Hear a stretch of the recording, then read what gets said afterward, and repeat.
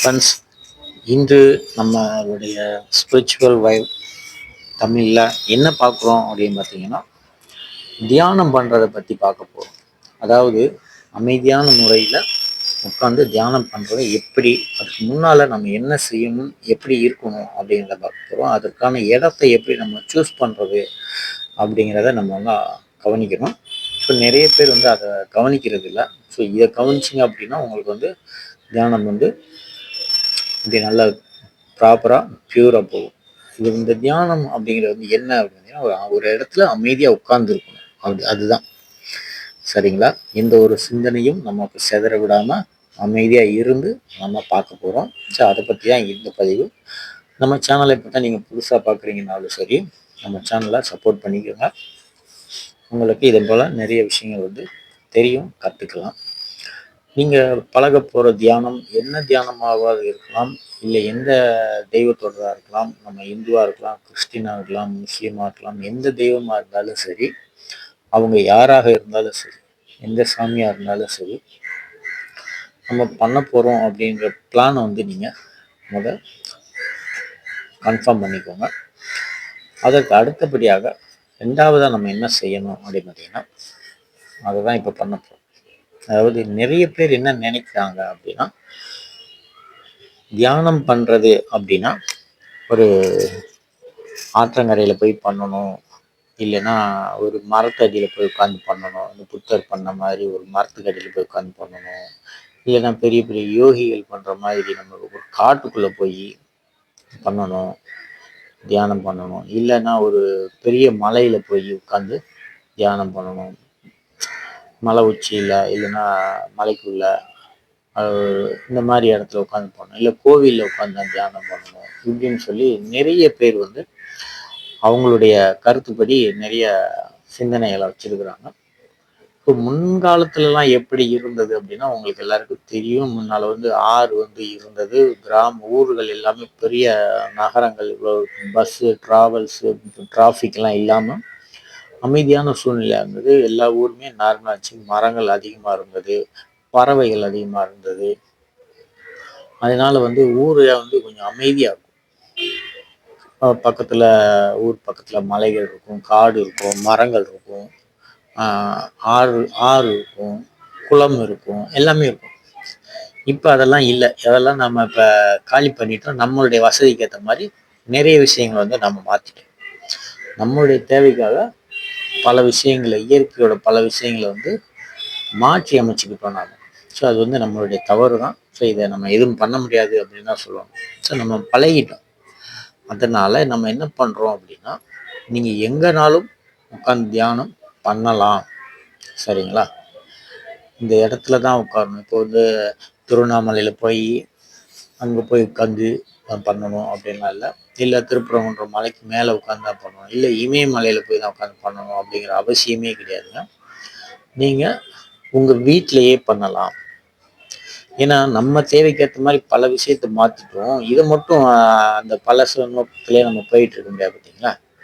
அதனால்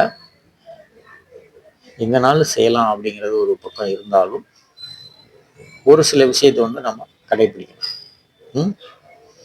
ஸோ நமக்கு உங்கள் வீட்டு பக்கத்தில் ஆறு இல்லை, உங்கள் வீட்டு பக்கத்தில் குளம் இல்லை, உங்கள் வீட்டு பக்கத்தில் மரம் இல்லை, எதுவுமே இல்லை, நீங்கள் வெறும் பில்டிங்கில் இருக்குது, அப்பார்ட்மெண்ட்டில் தான் இருக்கிறீங்க அப்படின்னா கூட நம்ம வந்து அந்த அப்பார்ட்மெண்ட்லேயே பண்ணலாமா அப்படின்னா பண்ணலாம். இப்போ நம்ம ரஜினிகாந்த்லாம் வந்து இமயமலைக்கு போய் தான் பண்ணுறாரு, நம்மளாம் அங்கே தான் போய் பண்ணணும் அப்படின்லாம் கிடையாது. அவரால் முடியுது, அதனால் அவர் அங்கே போகிறார், சரிங்களா. எல்லாராலையும் எல்லாம் முடியுமா, எல்லா நேரத்தையும் முடியுமா? உங்களால் முடியும், ஒரு காலத்தில் முடியும். இப்போ முடியலன்னா இன்னும் கொஞ்ச நாள் நீங்கள் தியானம் பண்ணி பண்ணி பண்ணி உங்களுடைய வளர்ச்சி அதிகமான பிறகு, உங்களுடைய அனுபவம் அதிகமான பிறகு எல்லாமே முடியும்.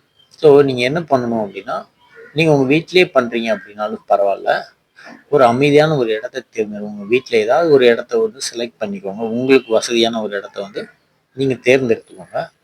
அந்த தேர்ந்தெடுத்த இடத்துல தினசரி வந்து ஒரே இடத்துல அமர்ந்து பண்ணுறதுக்கு முயற்சி பண்ணுங்க. ஏன்னா இன்னைக்கு ஒரு ரூமில், நாளைக்கு ஒரு ரூமில், நாளை கழிச்சு ஒரு ரூமில் அப்படியே இடத்த மாற்றி மாற்றி செய்யாமல் ஒரு இடத்துல அமைதியாக உட்காந்து தியானம் செய்கிறதுக்கு மனசை ஒருமுகப்படுத்தணும், அவ்வளோதான். தியானம் பண்ணுறது மனசை வந்து ஒருமுகப்படுத்த பல சிந்தனைகள்லாம் வரத்தான் செய்யும். நம்மளால் வந்து உட்கார்ந்தோம்னா டக்குன்னு வந்து அந்த ஒரு சாமியை நினச்சிக்கிட்டோ, இல்லைன்னா அவங்க குலதெய்வத்தை நினச்சிக்கிட்டோ, இல்லை ஏதோ ஒரு சாமி உங்களுக்கு பிடிச்சவங்கள நினச்சிக்கிட்டு நீங்கள் அமைதியாக உட்காந்துருக்கிறீங்க அப்படின்னா, அது வந்து முடியாமல் வந்து பல சிந்தனைகள் வந்து உங்களுக்கு கொடுத்துக்கிட்டே இருக்கும். ஏன்னா நம்ம வந்து தடை செய்வதற்கு தான் நிறைய வந்து கிராஸ் பண்ணும். அந்த கிராஸ் பண்ணினாலும் பரவாயில்ல, நாம் வந்து அமைதியாக உட்காந்துருக்கணும். அதில் தான் உங்களுடைய வெற்றியே அடங்கியிருக்கு. அந்த ரகசியமேவும் நம்ம அமைதியாக உட்காந்துருக்கிறதெல்லாம் இருக்குது. ஸோ நம்ம வந்து என்ன பண்ணுறோம் அப்படின்னா, நீங்கள் ஒரே இடத்துல வந்து அமைதியாக உட்காந்துக்கோங்க. உங்களுடைய உட்கார சிட்டிங் பொசிஷன் எப்படி இருக்குது அப்படின்னு நீங்கள் நார்மலாக சம்மணம் போட்டு உட்காந்துக்கலாம். எதுவுமே தேவையில்லை அப்படின்னா, சும்மா ஒரு துண்டை விரித்து நல்லபடியாக ஒரு துண்டை கீழே விரிச்சிட்டு அமைதியாக உட்காந்துக்கலாம். அது இல்லை அப்படின்னா, உங்களுக்கு ஆசனங்கள் தெரியும் அப்படின்னா ஏதாவது ஒரு ஆசனத்தில் உட்காந்துக்கலாம். பத்மாசனத்தில் உட்காந்துக்கலாம். அந்த மாதிரி. அது எனக்கு முடியாதுங்க, எனக்கால உட்கார முடியல அப்படின்னா, அந்த மாதிரி இப்போ சாதாரண சம்பளம் போட்டு உட்காருங்க. எனக்கு சம்பளம் போட்டு உட்கார முடியலங்க, கால் முட்டிங்கால் வலிக்குதுங்க அப்படின்னு நினச்சிங்க அப்படின்னா, ஒரு ஸ்டூல் இல்லைன்னா சேர் இல்லையா உட்காந்துக்கோங்க. பட் ஆனால் நீங்கள் நேராக உட்காந்துருக்கணும். முதுகு வளைஞ்சிடக்கூடாது. சேரில் உட்காந்து சொல்லி சாஞ்சு உட்காந்துக்கூடாது சொகுசா. அது வந்து ஒரு சரியான முறை இல்லை. நேராக உட்காரணும். ஏன்னா இயற்கையில் நீங்கள் உட்காந்தீங்க, இப்போ மலையில் உட்காடுறோம் அப்படின்னா உங்களுக்கு சாயறதுக்கு எதுவுமே கிடையாது. புரியுதுங்களா? ஆற்று ஓரத்தில் உட்காடுறீங்கன்னா உங்களுக்கு சாயறதுக்கு எதுவுமே இருக்காது. நம்ம நேராக உட்காந்துருப்போம். அதே மாதிரி நம்ம வந்து உட்காந்துக்கிட்டு ஒரு மலை ஓரத்தில் உட்காந்துருக்க மாதிரி ஒரு கற்பனை பண்ணிக்கோங்க. உங்களுடைய தெய்வங்கள், உங்களுடைய குலதெய்வம், உங்களுடைய சுப்பீரியர் காடு யார் இருக்காங்களோ, அவர் முருகராக இருக்கலாம், சிவனாக இருக்கலாம், காளியாக இருக்கலாம், இல்லை கருப்புசாமியாக இருக்கலாம், இல்லை உங்கள் குலதெய்வமாக இருக்கலாம். எல்லாத்தையும் எந்த தெய்வத்தையாவது நினச்சிக்கோங்க. அப்படி வச்சுக்கிட்டு மனசில் வச்சுக்கிட்டு ஒரு இடத்துல அமைதியாக உட்காந்து தினசரி அதே பண்ணுங்க. அதே நேரத்தில் என்ன டைமிங் பண்ணலாம் அப்படின்னு பார்த்தீங்கன்னா, அதிகாலையில் பண்ணுறது மிக சிறந்த ஒரு விஷயம். ஏன்னா அதிகாலையில் வந்து நம்ம வந்து இப்போ வந்து ஊர் உள்ளதான் பண்ணுறோன்னு எல்லாம். ஸோ அப்போ வந்து பகல் டைமிங்கில் வந்து நிறைய சவுண்டு வந்து அதிகமாக வந்துடும். உட்காருவதற்கு அமைதியாக இருக்கிறது கொஞ்சம் கஷ்டம். அதனால வந்து அதிகாலையில் ஒரு 4-5 மணி போலன்னு வச்சுக்கோங்க, 4 மணி போல், 4:30 மணிக்கு இந்த மாதிரி டைமிங் வந்து ஊரே தூங்கிட்டு இருக்கும், அமைதியாக சூழ்நிலையாக இருக்கும். அந்த நேரத்தில் வந்து காற்றும் ஓரளவுக்கு ஜில்லுன்னு இருக்கும். வெயில் காலமாக இருந்தால் கூட சரி, பகலில் இருக்க காற்றை விட அந்த நேரத்தில் கொஞ்சம் குளிர்ந்த காற்றாக இருக்கும். நம்ம உட்காந்து அமைதியாக இருக்கிறதுக்கு, தியானம் செய்வதற்கு ஒரு சிறந்த ஒரு நேரமாக இருக்கும் அந்த நேரம். சரிங்களா? அதற்காகத்தான் அந்த அமைதியான சூழ்நிலை காலை நேரத்தில் பண்ணுங்க. அந்த குளிர்ந்த காற்றை வந்து நீங்கள் சுவாசித்து வெளியில் விடணும். அமைதி ஸ்லோவாக ப்ரீத் இன் பண்ணி ஸ்லோவாக ப்ரீத் அவுட் பண்ணணும். ஸோ இதை வந்து நீங்கள் ஃபாலோ பண்ணிக்கிட்டே வரணும். இதை வந்து ரெகுலராக ஒரு நாளில் 2 நாளில் வந்து வராது எல்லாருக்கும். ஸோ எல்லாராலையும் ஒரு நாள் 2 நாளில் செய்யணும். இதை வந்து டெய்லி ப்ராக்டிஸ் பண்ணிக்கொண்டே இருக்கணும். நம்ம ரெகுலராக ஒரு 5 நிமிஷம் தான் உட்கார முடியுதுங்க, 2 நிமிஷம் தான் உட்கார முடியுங்கன்னா 2 நிமிஷத்தை 4 நிமிஷம் ஆக்கலாம், 4 நிமிஷத்தை 5 நிமிஷம் ஆக்கலாம், 5 நிமிஷத்தை திருப்பி 7 நிமிஷம் ஆக்குங்க, 10 நிமிஷம் ஆக்குங்க. இப்படியே கொஞ்சம் கொஞ்சமாக கூட்டிக்கிட்டே வாங்க. முடிந்தால் 2 வேலையும் செய்யுங்க. உங்களுக்கு எனக்கு ஒர்க் இல்லைங்க, கொஞ்சம் ஃப்ரீயாக இருக்கிறேன், ஈவினிங்கும் நான் பண்ண முடியும் அப்படிங்கிற தைரியம் இருந்ததுன்னா, உங்களுக்கு சுச்சுவேஷன் சூழ்நிலை அமைஞ்சிச்சுன்னா 2 வேலையும் செய்வதற்கு முயற்சி பண்ணுங்க. மிக சிறப்பாக இருக்கும். சரிங்களா? ஸோ இந்த விஷயத்தை வந்து நீங்கள் ஃபாலோ பண்ணீங்க அப்படின்னா உங்களுக்கு தியானம் வந்து கொஞ்சம் கொஞ்சமாக உங்கள் கட்டுப்பாட்டுக்குள்ளே வரும். சரிங்களா? புரியுதுங்களா? ஸோ அதுதான் நம்ம செய்யணும். நம்ம வந்து அதை எதுவுமே பண்ணக்கூடாது. நம்ம நம்ம இஷ்டத்துக்கு வந்து செய்யக்கூடாது.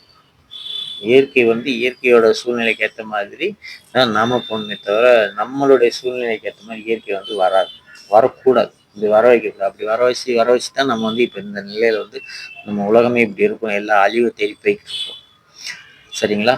உங்க எல்லாருக்கும் புரியும் நினைக்கிறேன். ஸோ இந்த மாதிரி வந்து நம்ம பண்ணும்போது தான் நமக்கு வந்து வெற்றிகள் வந்து நிறைய கிடைக்கும். நம்ம நினைக்கிற சூழ்நிலை வந்து நடக்கும். நம்ம நினைக்கிற செயல்கள் வந்து நடைபெறும். எல்லாமே வந்து சரியாக செயல்பட ஆரம்பிக்கும். சரிங்களா? ஸோ இதை வந்து நாம் ஃபாலோ பண்ணோம் அப்படின்னா நமக்கு வந்து நல்லது.